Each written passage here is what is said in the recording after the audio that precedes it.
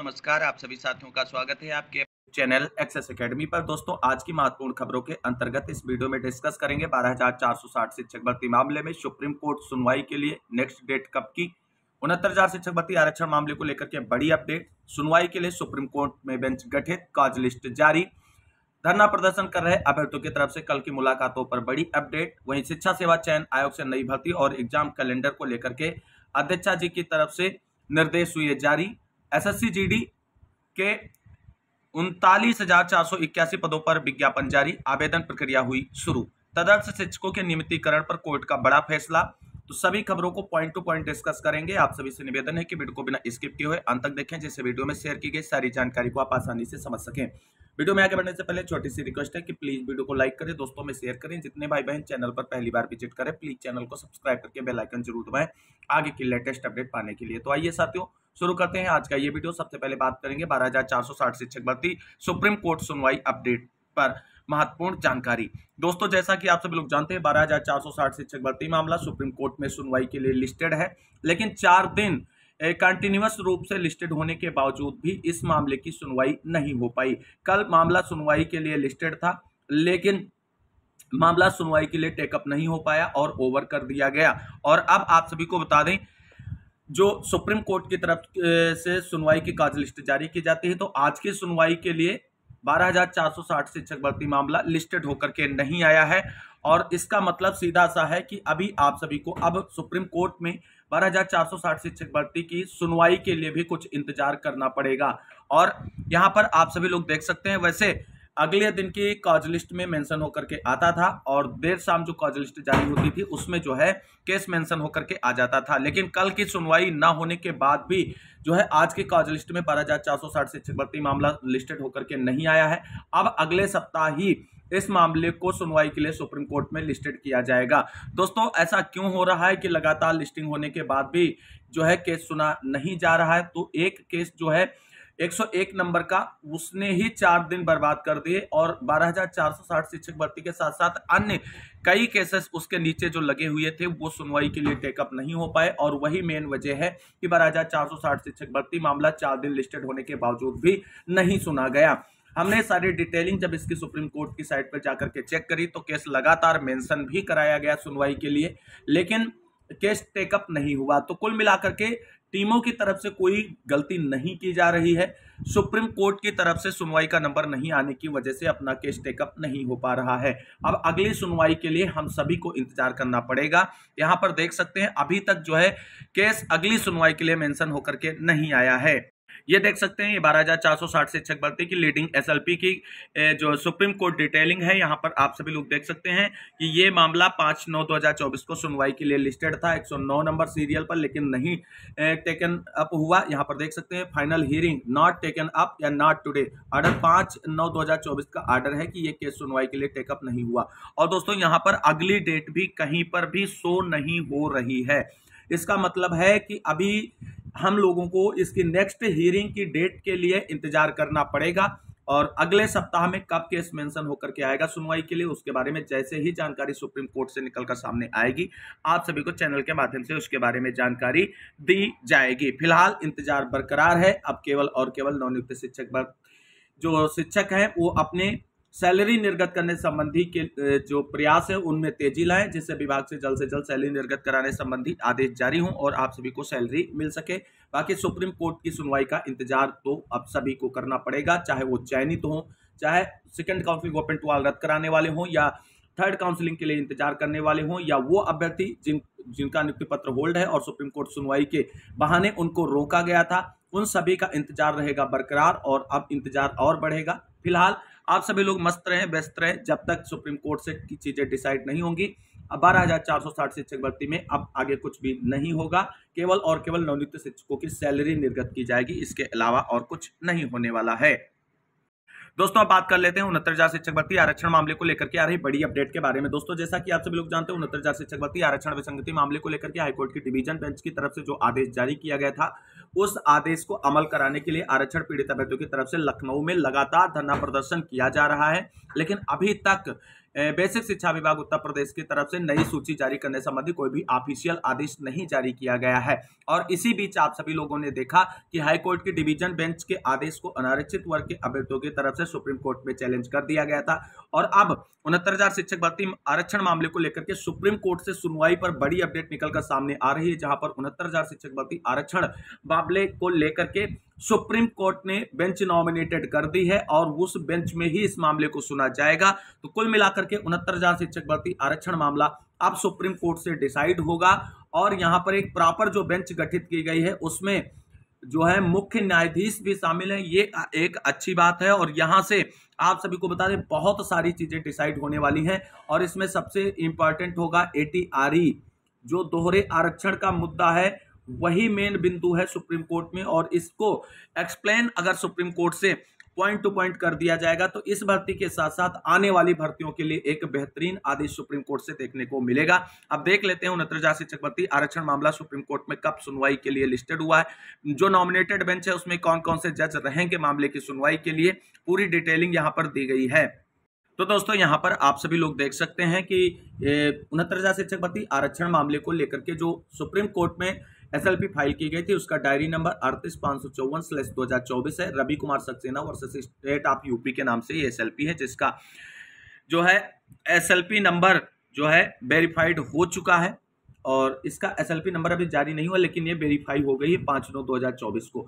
यहां पर देख सकते हैं 9/9/2024 को यानी 9 सितंबर को 69,000 शिक्षक भर्ती आरक्षण मामला पहली सुनवाई के लिए सुप्रीम कोर्ट में लिस्टेड हो चुका है, जहां पर आप सभी लोग देख सकते हैं जो बेंच नॉमिनेटेड हुई है उसमें ऑनरेबल द चीफ जस्टिस जो है ये रहेंगे, honourable mister justice JB Pardiwala रहेंगे and honourable mister justice Manoj Mishra sir रहेंगे। तो ये एक प्रॉपर बेंच गठित की गई है 69,000 शिक्षक भर्ती आरक्षण मामले को निस्तारित करने के लिए। और मामला 9 सितंबर को सुनवाई के लिए लिस्टेड हो चुका है और सीरियल नंबर 16 यानी फ्रेश केसेस के रूप में ये गया है। और यहां पर देख सकते हैं स्टेटस या स्टेज जो है पेंडिंग है motion hearing fresh for admission civil cases. और ये मामला आप सभी को बता दें 9 तारीख को लंच से पहले टेकअप होगा और इस पे एक प्रॉपर सुनवाई होगी। जो आरक्षण पीड़ित अभ्यर्थी हैं उनकी तरफ से भी सुप्रीम कोर्ट में मजबूत पैरवी के लिए मोस्ट सीनियर अधिवक्ताओं का एक बड़ा पैनल तैयार किया गया है और उनका प्रयास यही है कि सुप्रीम कोर्ट से पहली सुनवाई पर किसी भी प्रकार से स्टे न लगने पाए, जिससे हाईकोर्ट की डिवीजन बेंच के आदेश के अनुपालन में बेसिक शिक्षा विभाग और सरकार को किसी भी प्रकार की कोई दिक्कत ना आए। और हाईकोर्ट की डिवीजन बेंच के आदेश के अनुपालन में जो सरकार और बेसिक शिक्षा विभाग उत्तर प्रदेश की तरफ से स्टेटमेंट दिया गया था कि हम आदेश के अनुपालन में नई सूची जारी करेंगे, उस पर अमल हो सके। वहीं अनारक्षित वर्ग के अभ्यर्थियों की तरफ से पूरा प्रयास होगा, उनकी तरफ से भी मोस्ट सीनियर अधिवक्ताओं की एक फौज 9 तारीख को देखने को मिलेगी सुप्रीम कोर्ट के अंदर। और उनका प्रयास ये होगा कि हाईकोर्ट के डिवीजन बेंच के आदेश पर पहली सुनवाई में ही स्टे लग जाए। अब देखना है कि इस जद्दोजहद में किसकी जीत होती है, क्या सुप्रीम कोर्ट से एक बार फिर से हाईकोर्ट के डिवीजन बेंच के आदेश के अनुपालन में सरकार को मौका मिलेगा या स्टे लगेगा, ये 9 तारीख को ही डिसाइड हो जाएगा। तो ये बड़ी अपडेट्स हैं और जो निकलकर सामने आ रही थी हमने डिस्कस किया। मूव करते हैं अगली महत्वपूर्ण अपडेट की ओर। वहीं सुप्रीम कोर्ट में लड़ाई लड़ने के साथ साथ यहां पर देख सकते हैं धरना प्रदर्शन आंदोलन के माध्यम से भी लगातार प्रयास किया जा रहा है। 69,000 शिक्षक भर्ती आरक्षण पीड़ित अभ्यर्थियों की तरफ से 69,000 शिक्षक भर्ती अभ्यर्थियों को सीएम से वार्ता का मिला आश्वासन। आरक्षित वर्ग के अभ्यर्थियों ने घेरा मंत्री ओम प्रकाश राजभर का आवास। यहां पर आप सभी को बता दें कि हाईकोर्ट डबल बेंच के आदेश के पालन के लिए लगातार धरना प्रदर्शन कर रहे 69,000 शिक्षक भर्ती के आरक्षित वर्ग के अभ्यर्थियों ने बृहस्पतिवार को पंचायती राज मंत्री ओम प्रकाश राजभर के आवास का घेराव किया। अभ्यर्थी हाईकोर्ट के फैसले का पालन करने व नियुक्ति देने की मांग कर रहे थे। ओम प्रकाश राजभर ने प्रदर्शन कर रहे अभ्यर्थियों से मुलाकात की, उन्होंने अभ्यर्थियों की समस्याएं सुनी और ज्ञापन लिया। राजभर ने आश्वासन दिया है कि वह अभ्यर्थियों की प्रतिनिधिमंडल की मुलाकात मुख्यमंत्री योगी आदित्यनाथ जी से 7 सितंबर को करवाएंगे और इस मामले का समाधान जल्द किया जाएगा। सीएम से मिलने के लिए उन्होंने 5 अभ्यर्थियों के नाम भी मांगे हैं। धरना प्रदर्शन का नेतृत्व कर रहे अमरेंद्र पटेल ने कहा कि अभ्यर्थी 4 साल से सड़कों पर भटक रहे हैं। अब कोर्ट का फैसला आया है तो इसका पालन नहीं हो रहा है। कोर्ट ने भर्ती की मूल चयन सूची रद्द कर सरकार को 3 महीने में आरक्षण नियमों का पालन करते हुए नई चयन सूची जारी करने का आदेश दिया है, लेकिन सरकार ने अब तक कोई काम शुरू नहीं किया है। इनसे अभ्यर्थियों में नाराजगी है। तो कुल मिलाकर के 69,000 शिक्षक भर्ती आरक्षण पीड़ित अभ्यर्थियों की 7 सितंबर को माननीय मुख्यमंत्री योगी आदित्यनाथ जी से भी मुलाकात होने जा रही और अब ये मामला डिसाइड होने ही वाला है। ये बिल्कुल आप सभी लोग क्लियर मानकर चलिए। और इसी तरीके से आप सभी को बता दें, कल लखनऊ में अपनी आजीविका रैली में शिक्षा मित्रों की तरफ से बड़े स्तर पर धरना प्रदर्शन किया गया। हजारों के अभ्यर्थी में शिक्षा मित्र जो है इस धरना प्रदर्शन में शामिल हुए और उनकी तरफ से जो मांगे की जा रही थी वो यही थी कि उनके वेतन वृद्धि की जाए और उनको नियमित किया जाए। ये सारी मांगे जो थी, मेन चीज वेतन वृद्धि को लेकर के ही उनकी तरफ से प्रयास किया जा रहा था। यहाँ पर देख सकते हैं, उत्तर प्रदेश प्राथमिक शिक्षा मित्र संघ के बनने तहत शिक्षा मित्रों ने बृहस्पतिवार को आजीविका रैली निकाली और इको गार्डन में प्रदर्शन किया। शिक्षा मित्रों को संबोधित करते हुए संगठन के प्रदेश अध्यक्ष शिव कुमार शुक्ला ने मुख्यमंत्री से नियमित करने की मांग की। उन्होंने कहा कि हम मानदेय में शिक्षा मित्रों को घर चलाने में समस्याओं का सामना करना पड़ रहा है, इसलिए उनके भविष्य को सुरक्षित करने के लिए सरकार जरूरी निर्णय ले। पूर्व में मानदेय बढ़ाने का आश्वासन मिला था, लेकिन आज तक कोई निर्णय नहीं हुआ। प्रदर्शन में महामंत्री सुशील कुमार, गाजी इमाम आला, श्यामलाल यादव, रमेश मिश्रा, श्रीराम द्विवेदी, श्याम मिश्रा समेत बड़ी संख्या में शिक्षा मित्र शामिल हुए हैं। वहीं यहाँ पर आप सभी लोग देख सकते हैं, नई प्राथमिक शिक्षक भर्ती के विज्ञापन को लेकर के भी शिक्षा सेवा चयन आयोग कार्यालय पर हजारों की संख्या में अभ्यर्थियों ने धरना प्रदर्शन किया और जो है अध्यक्ष जी से मुलाकात की गई। देख सकते हैं, प्राथमिक शिक्षक के 97,000 पदों पर भर्ती की मांग को लेकर के अभ्यर्थियों ने घेरा शिक्षा सेवा चयन आयोग। यहां भी देख सकते हैं 78,829 पदों पर भर्ती के लिए घेराव, नारेबाजी, ये सारी चीजें जो हैं ये नई प्राथमिक शिक्षक भर्ती को लेकर के ही कल के धरना प्रदर्शन से निकलकर सामने आ रही हैं। और यहां पर आप सभी को बता दें, जो है धरना प्रदर्शन के अभ्यर्थियों की मुलाकात जो है वो शिक्षा सेवा चयन आयोग के अध्यक्ष ने की और अध्यक्ष जी ने आश्वासन दिया है कि हम जो प्रोसेस है, अभी हमने जो है अपना कार्यभार संभाला है, आगे देखते हैं किस तरीके से क्या है और आगे जो चीजें होंगी हम अध्याचन और प्रस्ताव सरकार को भेजेंगे। उसके बाद सरकार से जो हमें अनुमति या निर्देश प्राप्त होंगे उसके अकॉर्डिंग हम आगे की प्रक्रिया शुरू करेंगे। तो कुल मिलाकर के अब देखना यह है कि शिक्षा सेवा चयन आयोग के स्थायी अध्यक्ष आ चुके हैं और एग्जाम कैलेंडर को लेकर के बहुत ही सकारात्मक चीजें आगे बढ़ रही हैं। तो कब तक नई प्राथमिक शिक्षक भर्ती पर अच्छी खबर देखने को मिलेगी अभ्यर्थियों को, ये बहुत अच्छी और सकारात्मक खबर होगी अगर जल्द से जल्द इस पर फैसला लिया जाता है उत्तर प्रदेश सरकार और वैसे शिक्षा विभाग उत्तर प्रदेश की तरफ से। यहाँ पर आप सभी लोग देख सकते हैं, उत्तर प्रदेश शिक्षा सेवा चयन आयोग की नवनियुक्त अध्यक्षा जी की तरफ से कल महत्वपूर्ण मीटिंग रखी गई और मीटिंग में क्या क्या फैसले लिए गए उस पर आप सभी लोग देख सकते हैं। शिक्षा सेवा चयन आयोग जारी करेगा कैलेंडर, कमेटी गठित, प्राथमिक शिक्षक भर्ती के लिए विभाग से अध्याचन मंगाए जाने का निर्णय, पदभार संभालते ही अध्यक्ष प्रोफेसर कीर्ति पांडे ने उठाए महत्वपूर्ण कदम। उत्तर प्रदेश शिक्षा सेवा चयन आयोग जल्द ही भर्ती परीक्षाओं का कैलेंडर जारी करेगा। आयोग की नवनियुक्त अध्यक्षा प्रोफेसर कीर्ति पांडे ने कमेटी गठित कर दी है। बृहस्पतिवार को पदभार संभालते ही उन्होंने अफसरों एवं सदस्यों के साथ बैठक कर कई महत्वपूर्ण निर्णय लिए। बैठक के दौरान उनका पूरा फोकस काम जल्द शुरू करने पर था।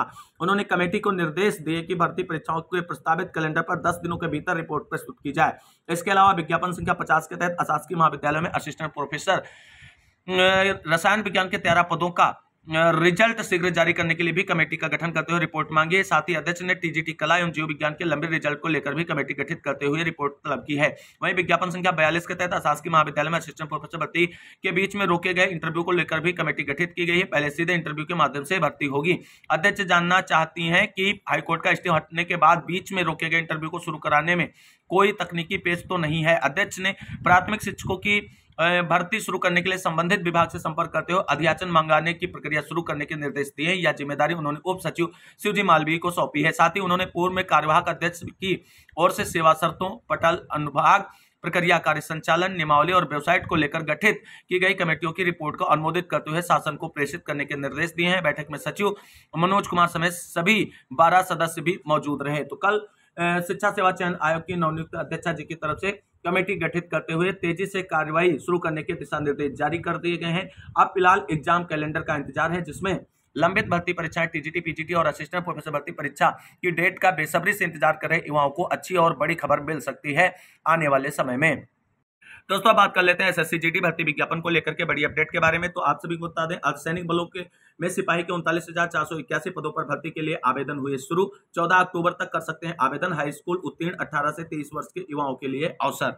अर्धसैनिक बलों में सिपाही की 39,481 पदों पर भर्ती होगी। कर्मचारी चयन आयोग यानी एसएससी की वेबसाइट पर भर्ती का नोटिस जारी कर दिया गया। इसके साथ ही ऑनलाइन आवेदन भी शुरू हो गया। 18 से 23 वर्ष तक के हाई स्कूल उत्तीर्ण 14 अक्टूबर तक अभ्यर्थी 14 अक्टूबर तक आवेदन कर सकते हैं। इसकी ऑनलाइन परीक्षा जनवरी और फरवरी में कराई जा सकती है। सेंट्रल आर्म्ड पुलिस फोर्स यानी सिपाही भर्ती परीक्षा 2024 के अंतर्गत BSF, CISF, CRPF, SSB, ITBP, Assam rifle, SSF व एनसीबी में चयन होगा। पिछले वर्ष 46,617 पदों पर भर्ती के लिए भर्ती आई थी। इस बार पद कम हैं। ऑनलाइन पंजीकरण 14 को करा सकते हैं और 100 रुपये फीस 15 अक्टूबर तक जमा कर सकते हैं। तो कुल मिलाकर के एसएससी जीडी की तरफ से नया नोटिफिकेशन जारी कर दिया गया है और ऑनलाइन आवेदन जो है वो 14 अक्टूबर तक लिए जाएंगे। सभी अभ्यर्थी जो एसएससी जीडी की तैयारी कर रहे हैं उनका इंतजार समाप्त है, वो ऑनलाइन जाकर के अपना आवेदन सबमिट कर सकते हैं। एक और बड़ी खबर है दोस्तों, जो तदर्थ शिक्षकों के नियमितीकरण को लेकर के निकलकर सामने आ रही है, जहां पर है अगस्त 1993 से 2000 के बीच नियुक्त शिक्षक होंगे रेगुलर। आदेश मुख्य सचिव के माध्यम से मुख्यमंत्री को 48 घंटे में भेजने के निर्देश। अपर महाधिवक्ता ने सरकार के फैसले के लिए हाईकोर्ट से मांगा समय, सरकार को गुमराह करने वाले अधिकारियों पर हो कार्रवाई। इलाहाबाद हाईकोर्ट के समक्ष राज्य सरकार के अपर महाधिवक्ता ने स्वीकार किया कि धारा 33 जी के तहत 7 अगस्त 1993 से दिसंबर 2000 के बीच नियुक्त 1000 से अधिक अस्थायी अध्यापकों को नियमित करने पर सरकार ही शीघ्र निर्णय लेगी और वर्ष 2000 के बाद के मामले में सुप्रीम कोर्ट के संजय सिंह केस में दिए गए फैसले के तहत फैसला लिया जाएगा। यह भी कहा कि सरकार इन अध्यापकों को वेतन देने पर भी विचार कर रही, किंतु पहले नियमितीकरण पर निर्णय ले लिया जाए। अफसरों ने किया भ्रमित। कोर्ट ने कहा कि माध्यमिक शिक्षा विभाग के अधिकारियों द्वारा सरकार को सही जानकारी नहीं दी गई। 2 मुद्दों को मिक्स कर भ्रमित कर उलझा कर रखा गया। सरकार को सही जानकारी न देकर तथ्य छिपाने वाले ऐसे अधिकारियों के खिलाफ कार्रवाई करने के लिए आदेश की प्रति मुख्यमंत्री के समक्ष पेश करने के आदेश दिए हैं। कोर्ट ने कहा कि अधिकारियों ने सरकार के सही तथ्य छिपाकर 9 नवंबर 23 व 28 जुलाई 2024 का परिपत्र जारी कराया। कोर्ट ने निबंधक अनुपालन को कहा है कि 48 घंटे में आदेश के प्रति मुख्य सचिव को भेजें ताकि कार्रवाई के लिए मुख्यमंत्री के समक्ष 1 हफ्ते में पेश किया जा सके। यह आदेश जस्टिस रोहित रंजन अग्रवाल ने विनोद कुमार श्रीवास्तव की याचिका की सुनवाई करते हुए दिया है। अगली सुनवाई 20 सितंबर को फिक्स कर दी गई है। तो कुल मिलाकर के यहाँ पर जो है चीजें जो है, जो तदर्थ शिक्षक हैं जो 1993 से कार्यरत हैं और 2000 के बीच के हैं, उनके नियमितीकरण को लेकर के कोर्ट की तरफ से बड़े डायरेक्शन जारी कर दिए गए उत्तर प्रदेश सरकार को। अब देखना है कि इस पे सरकार का फैसला कब आता है, कब इनके नियमितीकरण को लेकर के ऑफिशियल आदेश जारी होगा। जो भी आगे की अपडेट होगी आप सभी को चैनल के माध्यम से दी जाएगी। इस वीडियो में बस इतना है। इस वीडियो को अंत तक देखने के लिए सभी साथियों को तहे दिल से शुक्रिया, बहुत बहुत धन्यवाद। मिलते हैं अगली वीडियो में लेटेस्ट अपडेट के साथ, तब तक के लिए सभी साथियों को जय जय भारत, वंदे मातरम।